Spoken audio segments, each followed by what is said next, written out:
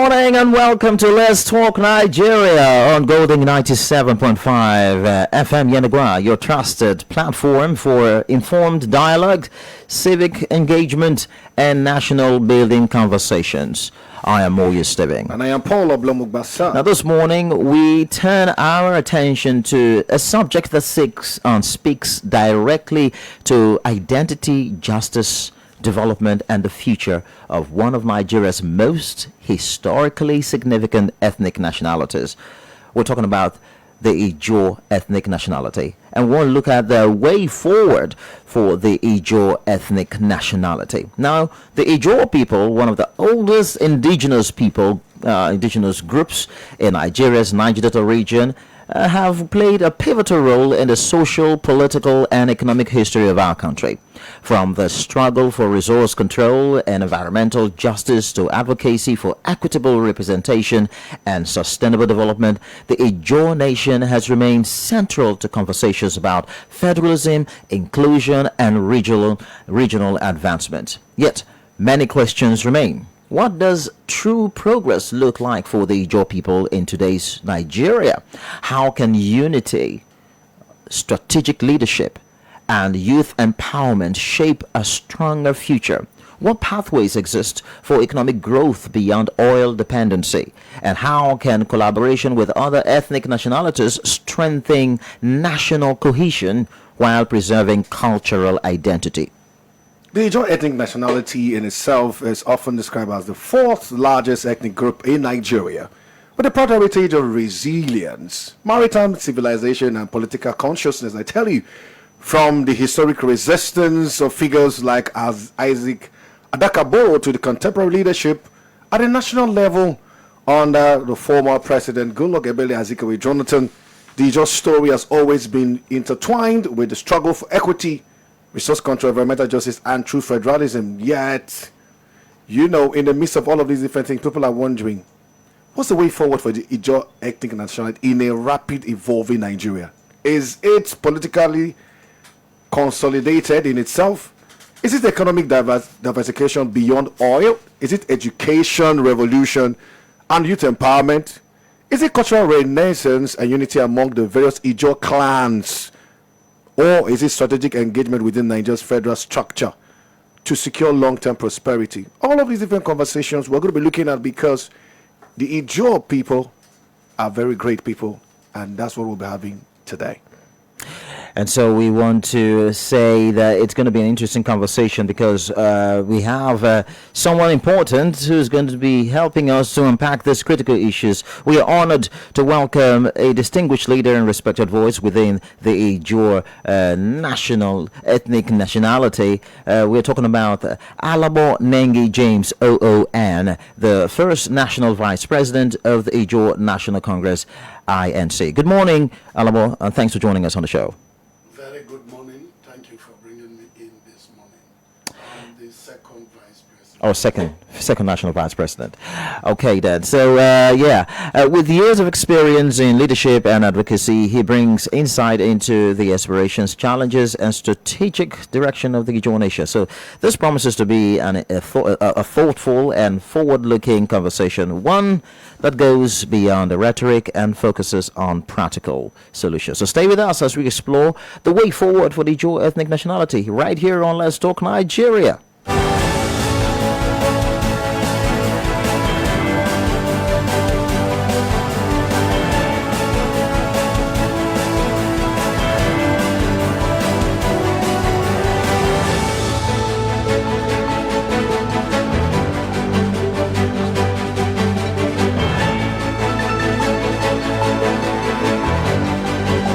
Alabo Nengi James OON, thanks so much for joining us on the show this morning. And let's start this way by asking a very fundamental question.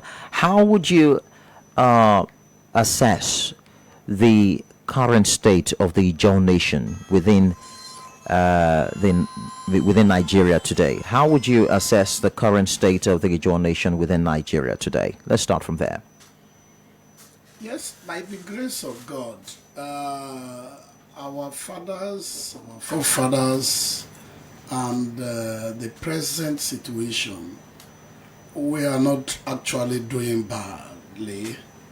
We are not actually doing badly because if we compare when Nigeria was not in existence, when our forefathers fought the British people, the Europeanic, let me say, occupational ownership of our own resources. That was shortly after the slave trade. We had something like palm oil trading. And the palm oil trading, the challenges, the Europeanic monopolistic tendency of encroaching on trespassing on our environment to get the palm oil resources for themselves was resisted by so many traditional rulers and kings. You are aware of King Jaja of Upopo. You are aware of King Koko. And this was threatening the lives and livelihood of our people in the territory of the Nigerian state Ijaw enclaves. So they didn't allow themselves to be intimidated or to be actioned in a way that they will be killed like cows or their resources will be taken over by these European and traders. So the issues are well known in history. They did not stay alone. They galvanized support from various quarters. And King Jaja did his best, but you know the history of King Jaja. King Koko was the only monarch that survived the British threat amongst all kings as at then, when Nigeria has not been together.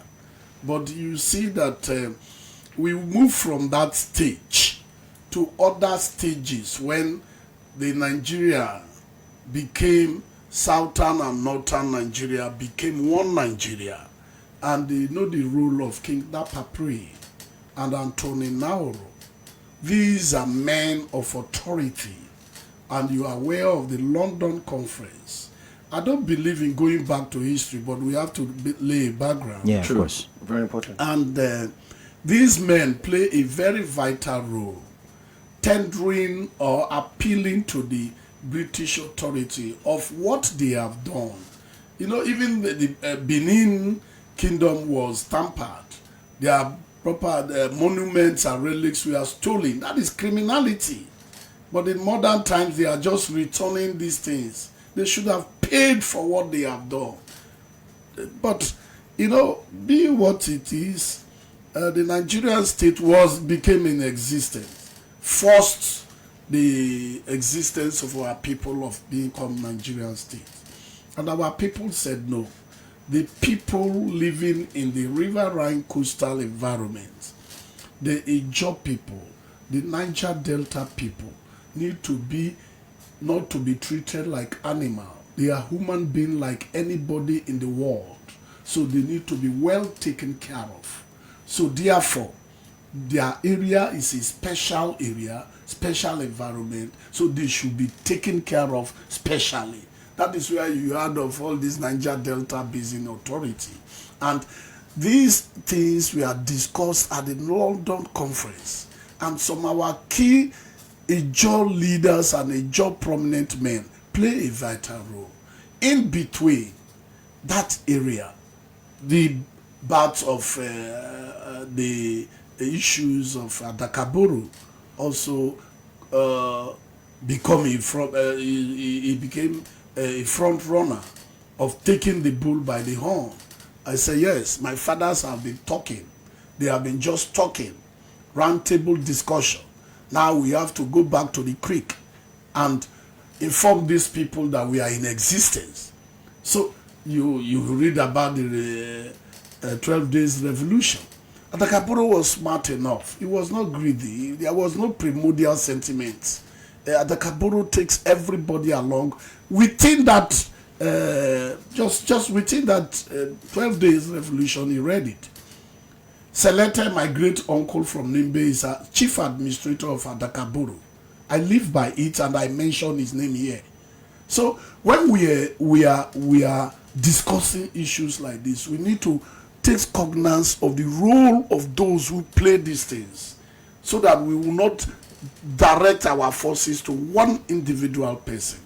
And most of our fighters we are from various quarters in the Ijaw land. He picked them as, look at Inaoro, who just recently passed away, was the second in command.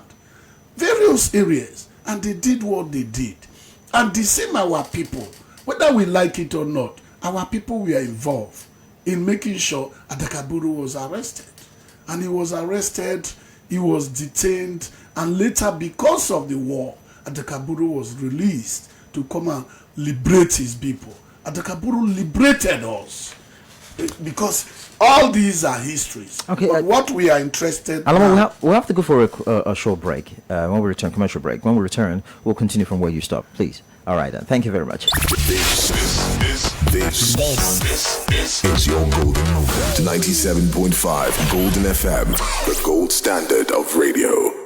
In total submission to the will of the Almighty God for a life well spent, we, the Elaweremi family of the Amodomo Egede in Ayakoromo community, Brutu local government area of Delta State, announce the death of our father, grandfather, brother, uncle, and nephew, late Pastor Elaweremi Akaro Dixon, whose death occurred on the 25th of April 2025 after a brief illness. He is survived by his wife, children, grandchildren, brothers, sisters, nieces, nephews, in-laws, and other relatives too numerous to mention. Burial arrangement Tuesday 17th February 2026. Service of songs at his residence, Olombo Bomodi Town, Delta State by 4 p.m. Friday 20th February 2026, 7 a.m. Body leaves FMC Yenagoa to Ayakoromo Town in Delta State. 10 a.m. Body to be received by family elders of the Amodomo Egede of Ayakoromo Town. 11 a.m. Lying in state at the primary school field, Ayakoromo Town. 2 p.m. Interment and entertainment of guests. Sunday 22nd of February 2026, 8 a.m. Thanksgiving at Goshen Global Ministry, Baradi Event Center off Bay Bridge Road, Banshia, Yenagoa. Signed,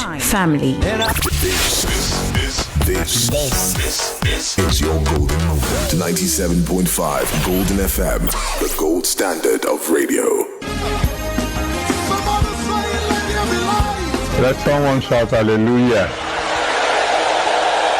It's another season for Yenagoa to come alive again as the Redeemed Christian Church of God Region 27 Bayelsa presents Light Up Bayelsa State, a Yenagoa citywide crusade. Theme: The Great Physician. Ministering: Pastor Benga Ilisomi, Deputy Intercontinental Evangelist, Continent 1. Pastor S.A. Polasayo, PIC Region 27. Pastor Emmanuel Okolo, PICP Youth Province 10. Pastor Olukayode Emmanuel Nana, PICP Bayelsa Province 4. Pastor Peter Akbe, PICP Bayelsa Province 1. Pastor Jacob Atobatele, PICP Bayelsa Province 2. Pastor Ezekiel Oni Timothy Oluwaseun, PICP Bayelsa Province 3. Pastor Tonye Ogiriki, PICP Bayelsa Province 5. Date Thursday 19th to Friday 20th February 2026. Time 4 p.m. daily. Venue: Central APS Secondary School, Opolo, Yenagoa, Bayelsa State.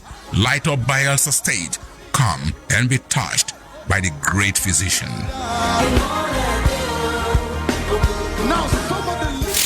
Shining brighter than ever. 97.5 FM, the gold standard of radio.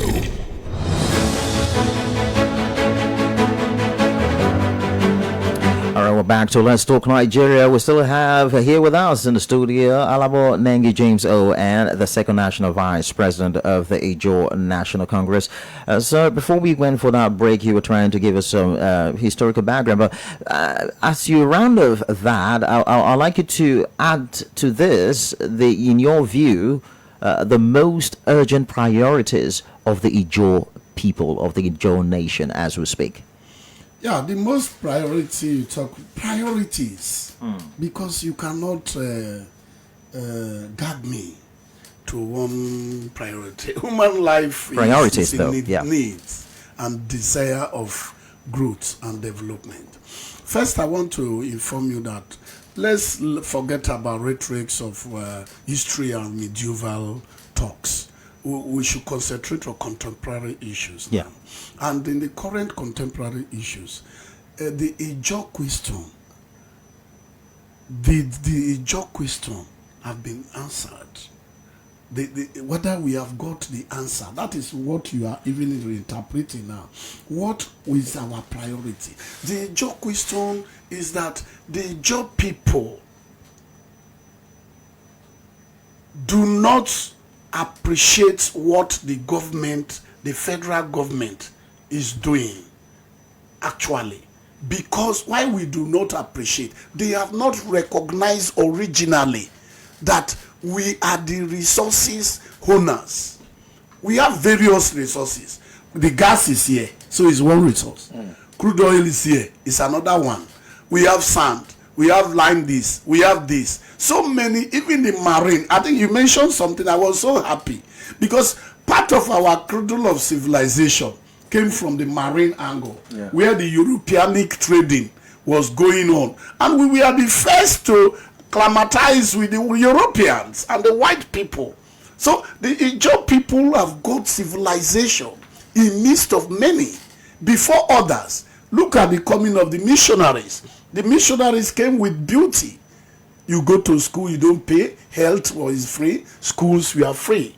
So what we are talking about is that the Ijaw, what we are giving to the world, the globe, because the Western countries are European countries, everybody is feeding from the Ijaw basket. The federal government is also taking much from the Ijaw basket. And what is the Ijaw basket? Is the crude oil and gas that today is sustaining the resources and the monies people are getting from everywhere. And is this thing going down to the Ijaw people? What is the life stake of the Ijaw people? Is the Ijaw people developed, both human development, infrastructural development, like the skyscrapers we are seeing in Lagos and in Abuja and elsewhere, where our monies are being stolen and transferred and maybe remitted to foreign area. So the Ijaw people are asking question.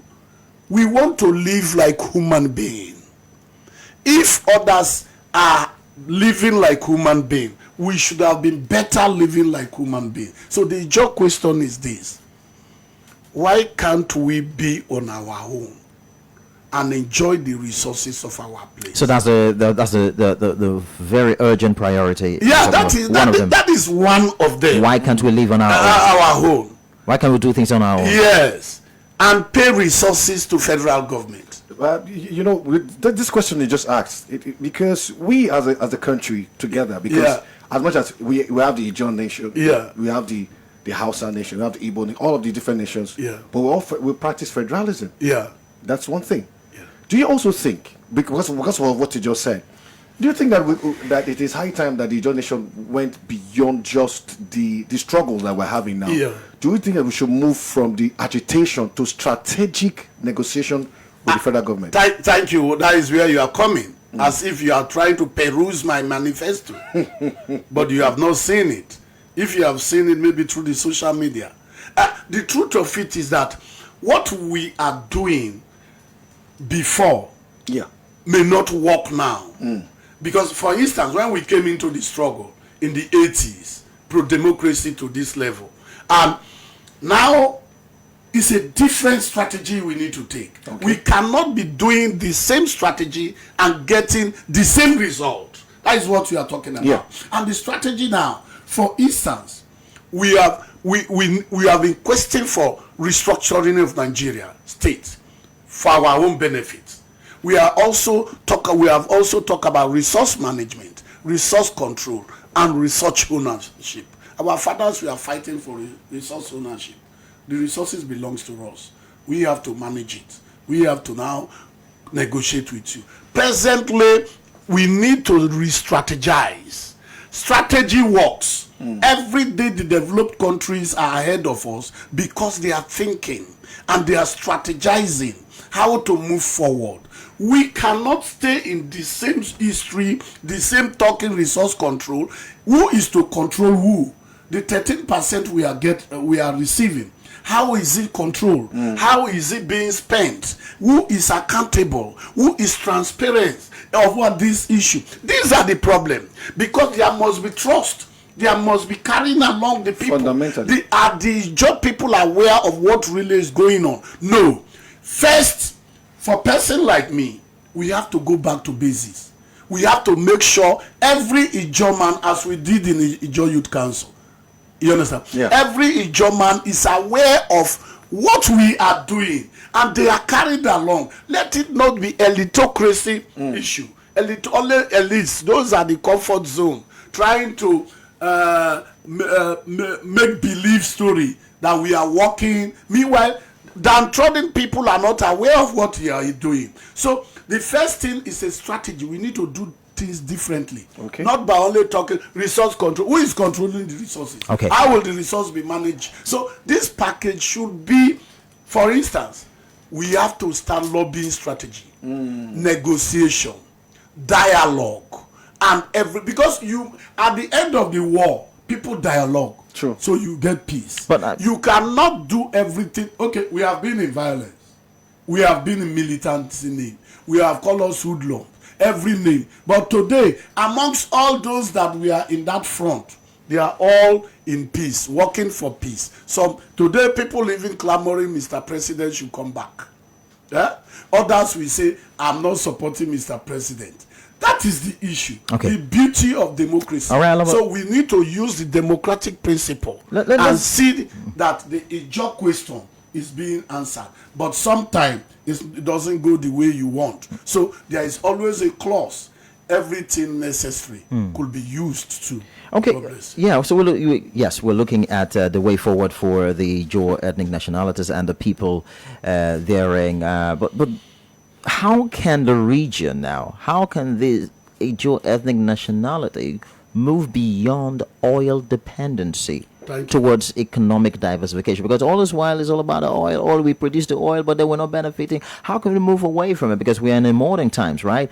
And also, what are the practical steps? The practical steps that can be taken to address practical- youth unemployment. The practical steps, my brother. We need to rethink. We need to know what our focus is. I have been involved with the elders in creation of this state. I've been involved with, I've been tutored and mentored by Dapapria and Ike Clark. We go around this country, go around to specific exclusive meetings and other. I was their youth leader.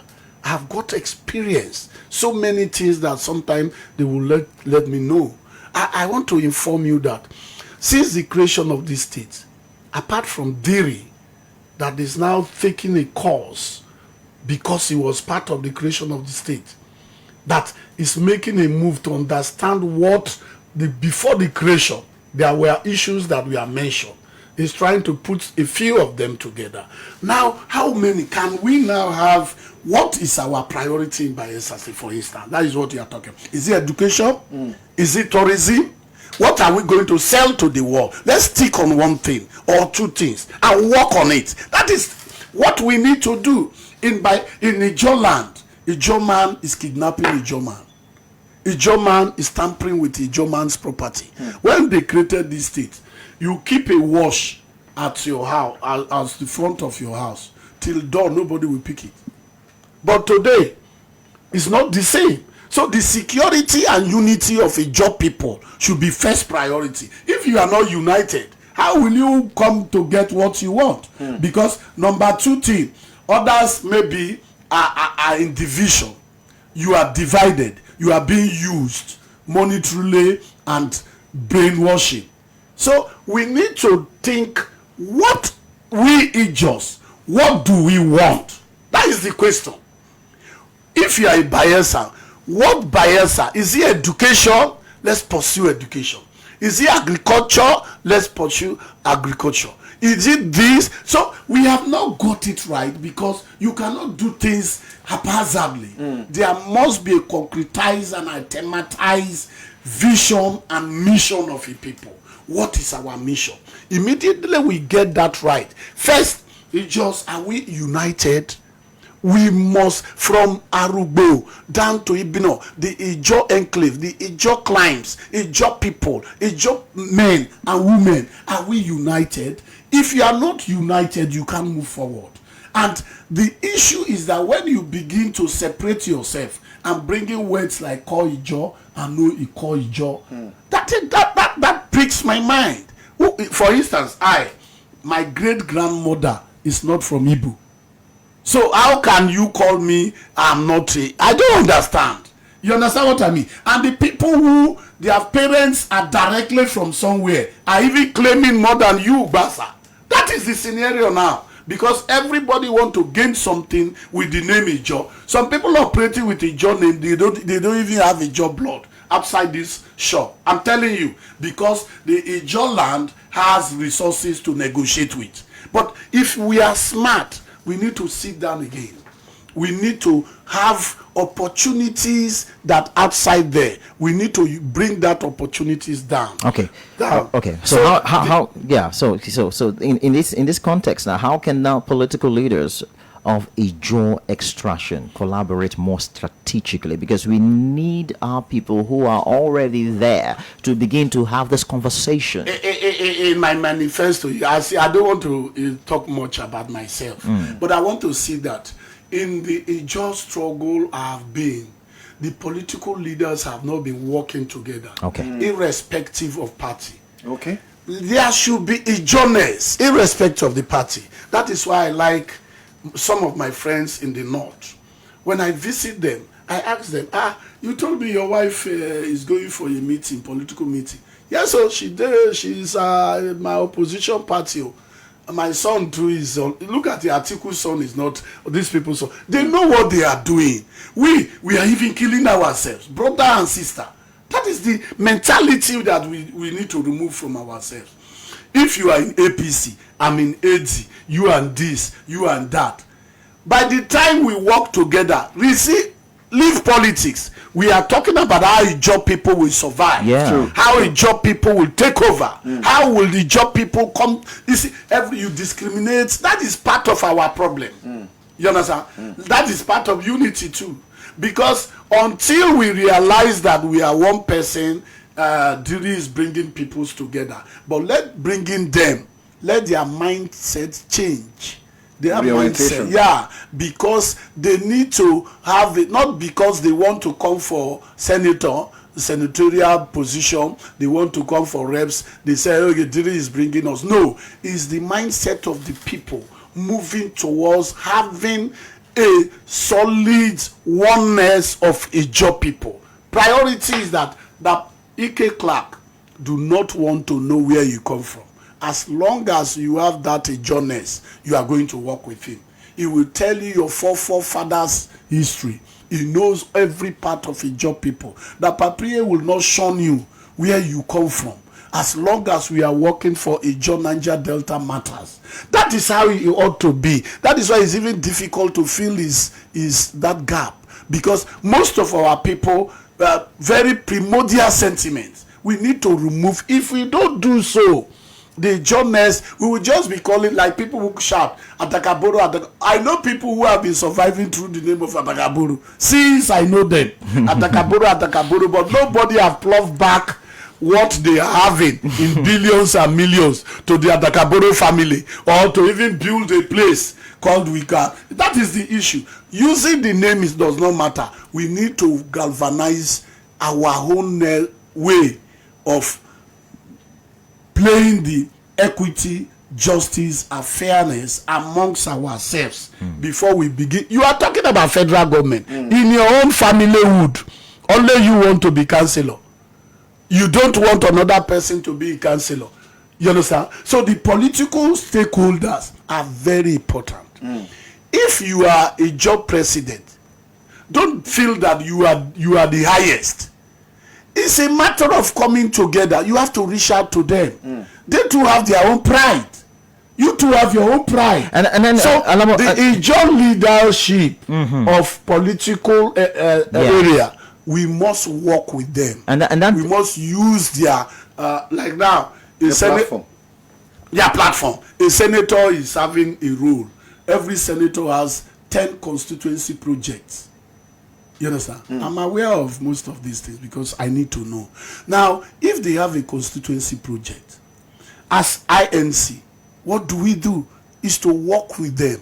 That if in their project they are sharing 2 motorcycles, 50 motorcycles, what stops us begging the man? So the same job people, we also voted.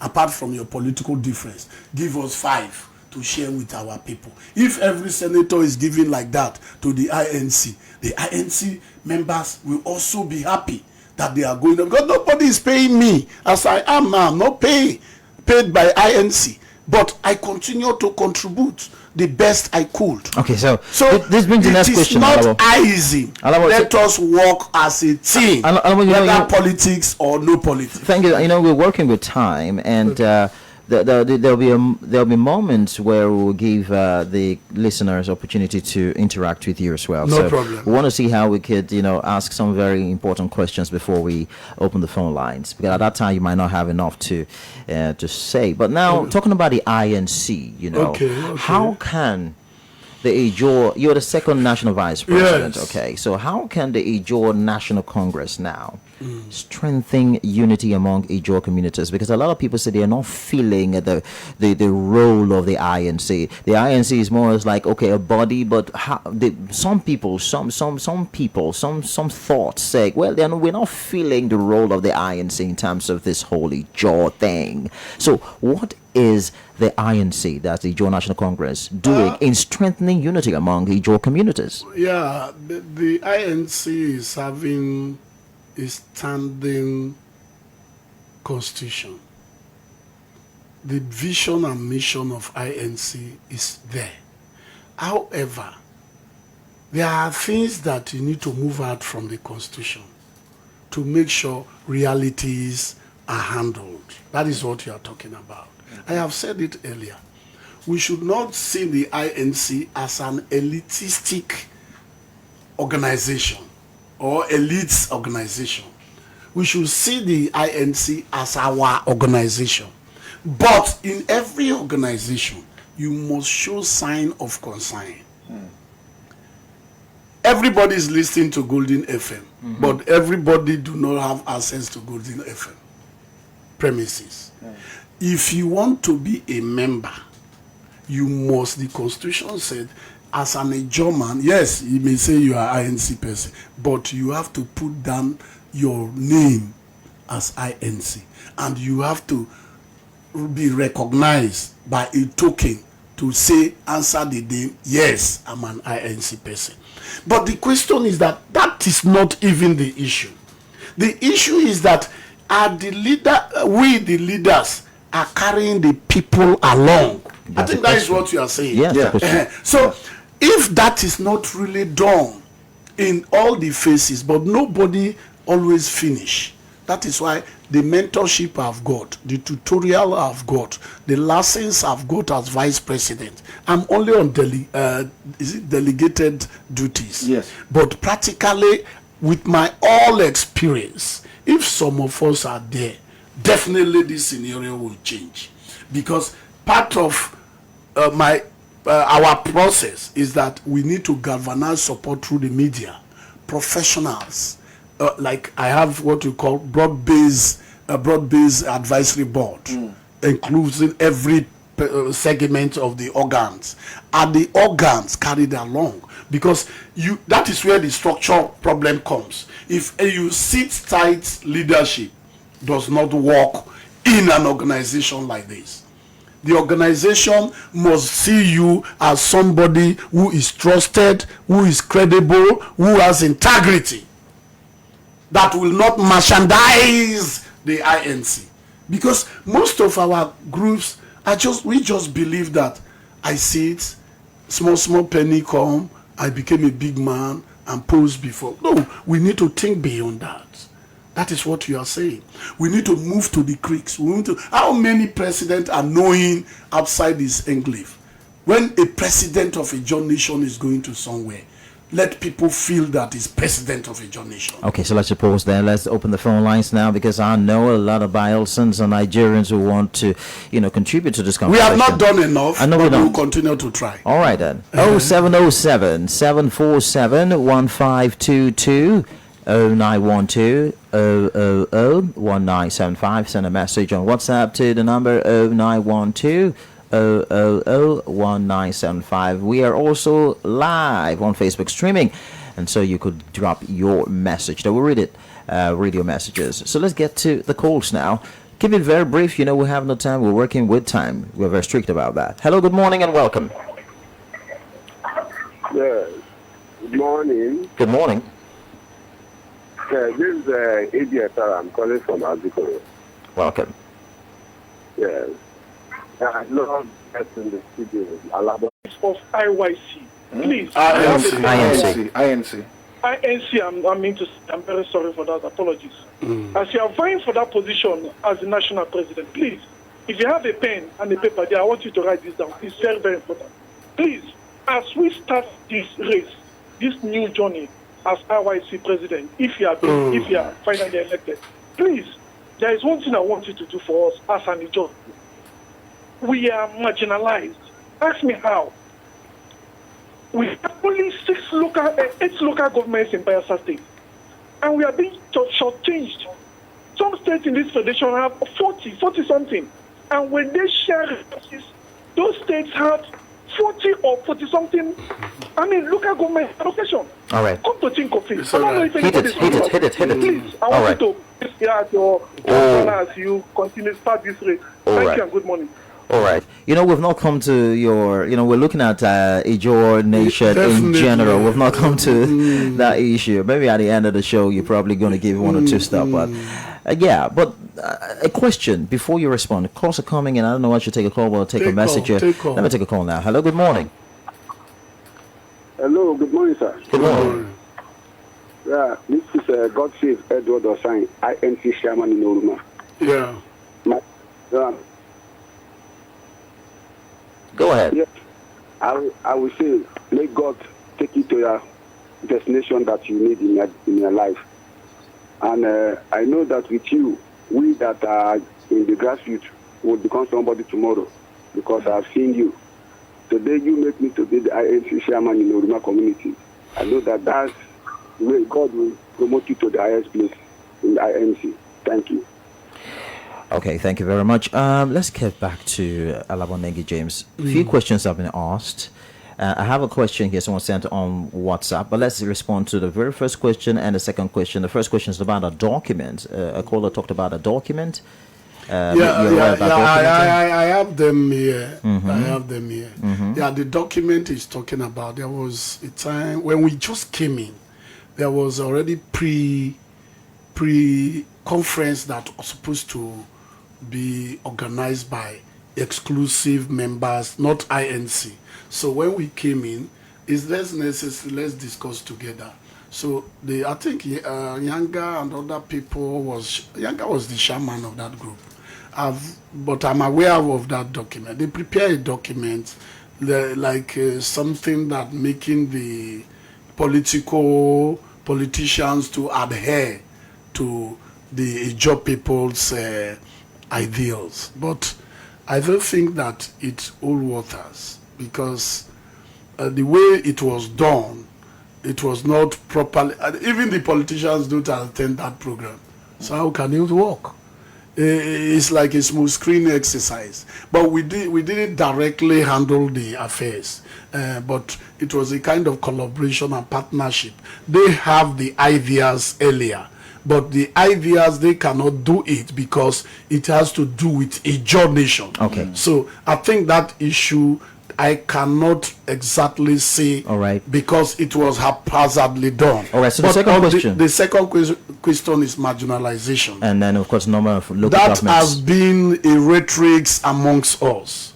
We talk, we sleep. We talk, we don't follow. We talk, we don't talk. You understand? I want to say that because of this marginalization, I've been in National Assembly, presented papers, all the constitutional review, we have presented paper. Even in the recent one, creation of local government, the Bayelsa state government, you understand, put up a very powerful presentation. Powerful. I was there. I also presented supporting the Bayelsa state government. INC supported the Bayelsa. That is where we mentioned Toribe local government, Toribe states, Oil River states, other states that are going to be created. We expect to be created. So many states that we are requested. So what we are saying is that apart from LGA that was created under the executive fiat of military junta, you cannot create LGA in a democratic setting without sentiments. The people, how many, you see, if we want to do that, we have to negotiate again. And lobby too as well. We have to lobby. What are you lobbying with it? Are we really together? For instance, they put a clause that all the senators in that place, it has become a party difference. So the issue is that we will get it right at the appropriate time if we are ready. And we are working towards it. I don't want to use I syndrome. I believe in we syndrome. And we want to say that the Bayelsa state government and the political stakeholders that we voted into power, that is in House of Reps and is in Senate, should have do better. Okay. On that issue. Okay. So many other calls and so many questions. Yeah. This is a message on WhatsApp. This one is from Emperor Richie from a DPA. Yeah. For me, he said, for me, our biggest challenge is lack of unity. And that's the question I asked you initially. And a sense of oneness. We need to imbibe a great sense of unity if we must get it right. Now, this question, which I was also planning to ask, but Richie is also asking this question. What is the INC doing in relation to campaign? In relation to campaign against environmental degradation in the Niger Delta? Thank God I'm already environmental. I've done my best and I will continue. So what's the INC doing that? In the environmental justice. You see, these things, if you put it at the open floor, some persons will tell you, what is INC doing? Like what you are doing now. How many opportunity or the opportunity do you want to create for INC to come here regularly to create and discuss issues about the environment? They enjoy people talking. Yes, they need to talk because they need to know. You create an organization, they need to know what is happening. Yeah. But is the job people also assisting the INC? That is the biggest question. It's good to say. Is Basa contributing? INC, I support you with 1 million. Basa has not supported. But Basa will be interested in asking the question that what is INC doing? You see, so it is two-way thing. The question here and to be questioned is not the same. But the INC is trying their best. You are aware of the Santa Barbara issue. I represent the INC. We follow up that issue seriously. The president, I brought the report.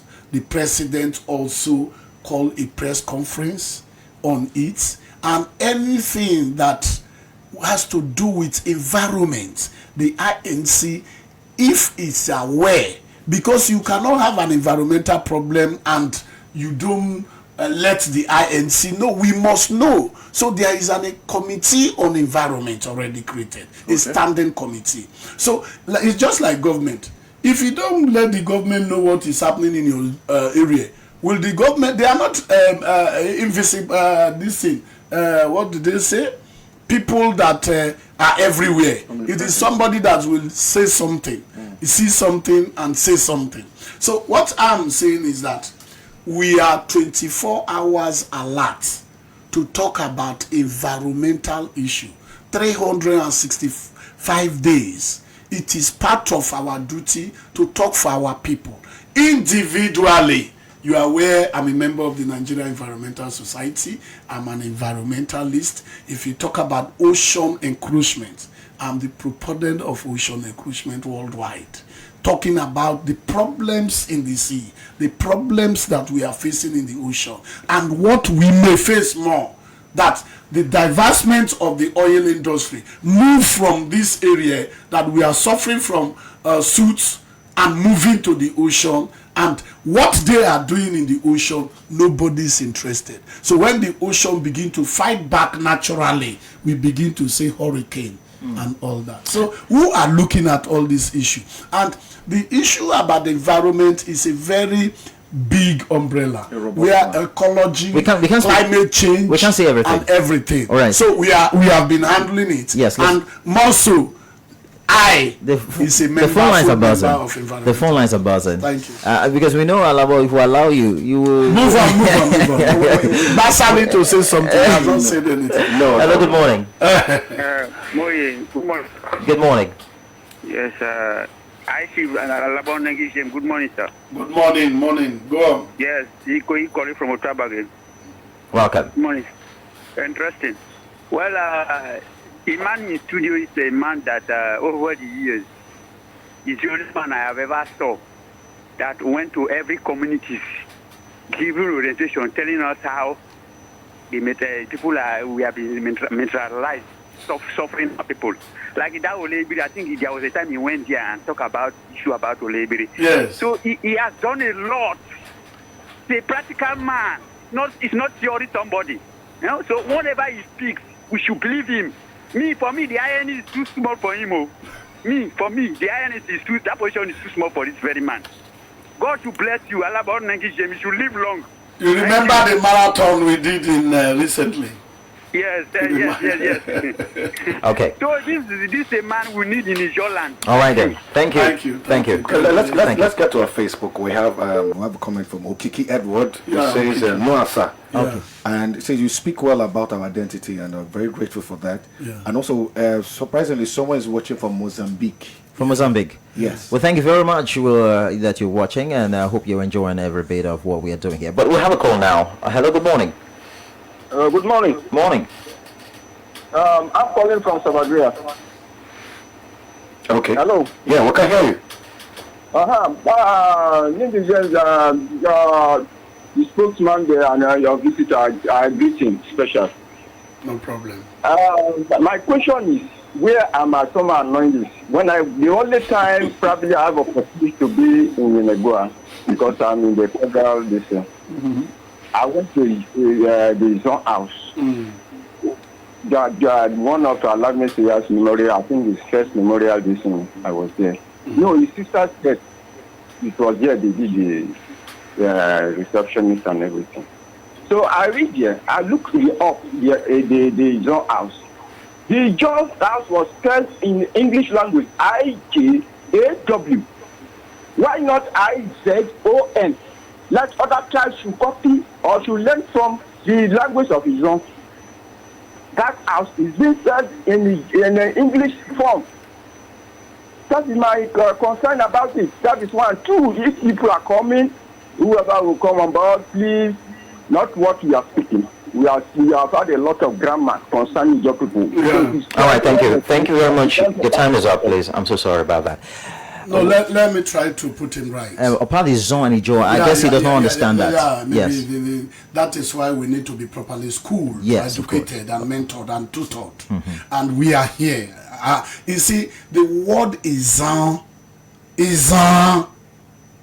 sounding it because I'm from Ijo, I'm from Odi, Upuri Bear. Life, nobody will take it from me. My origin. Okay. So is the language of the origin of Izan people. Okay. So right. When the white man came, we have I-J-O-H, we have different way of spelling. So automatically it was accepted to be spelled as Ijo people, while exclusively saying that, okay, the Izan should be for the language. I think let him know. Yeah. So if he's aware, the Ijo house in Abuja was not spelled Izon. It was the same Ijo. So let me, these are part of the things our people need to know. And they have not we have not been in the grassroots to inform them some of these differences. So I think that is where I end myself. Okay. So let's take another message. We're about rounding off right now. And this one is a message from Egba Phil. Say, Dr. Steve, General Bazar, and High Chief Alawanegi James. Thank you very much. The single greatest problem of the Ijo people is the betrayal of fellow Ijo persons by another. What will the Alabo do to curb this ugly trend when he eventually become elected as INC president? That's a question from Egba Fields. You will answer that in your concluding thoughts, right?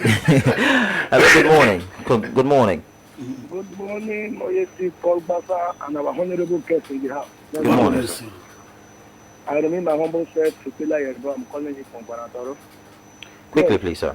I've been following Henry James for some years now. He's my Facebook friend. I'm his friend, and I'm following him for a long time. And he's one person that I've seen that has been consistent in his thought, actions, and discussions over the years. So I feel that this is one National Congress election that is coming forth. I think that is a right candidate for the position. After saying that, I'm going to advise our honorable guest in the studio, Henry James, that please let him help me to advocate to our brothers in the neighbor land of the John nation. That please they should stop saying that I shop boy, I'm neighbor boy, I shop boy, I'm neighbor boy. Until today they used to do that, and that is picks me off most times when I have interactions with them, because I am somebody that I'm an insurance man, so I go to it, I take everybody like a insurance. I am from Tonokma, but I travel around, I speak virtually. All right, thank you. Thank you very much. Appreciate that. Please let him address that issue. All right, thank you. That's it for the calls. And in your final thoughts, what will you say? Yes, in my final thought, this program is not restrictory for I as Nengi James. No. It's a general discussion. Yes, of course, general discussion. So I don't want to claim it. It's the callers. The callers will try to make them understand that. Yeah. So for me, as a person, I will continue to work for Ijo people all my life because the people I work with, the elders and fathers I work with, always, I should not let them down. They prayed for me. I remember in Abuja, Ike Clark held my two hands and prayed for me. And in a year time, he departed us. Prayed for me officially in his house. Because of years, I've been consistent and I've been his person, his mentee. And I want to say that it's not a do or die affair. I've contested several elections, both outside NGO election, transition monitoring group, everything outside in Abuja here. It's not always that you will win. Some you win, some you will lose. But it's not, I don't force myself to be a leader. I've never been. But you project yourself. Don't allow yourself to push by people to contest. I prepared for this election for over the years. I prepared for the vice president, and I won. I contested with Charles Sambowe. I lost. I came back again, contested. Our ballot boxes and everything were stolen and destroyed. I came again, contested on e-voting, and I won. And that is why I became vice president. So with my consistency and my contributions outside there, and the tutelage and the mentorship I've received from my fathers, Ike Clark and Dapapri, and my contributions in the just struggle, and being cast, I was one of those that was first incarcerated. We gotta go. On the issue of we have to offshore and onshore. We have no time anymore. Thank you so much, Halabo Nengi James OON, for coming. We appreciate you. You know, time is not on our side. I mean, the time runs so fast, but we appreciate you and we wish you all the best in your future endeavors. Thank you so much for coming on the show, sir. God bless you.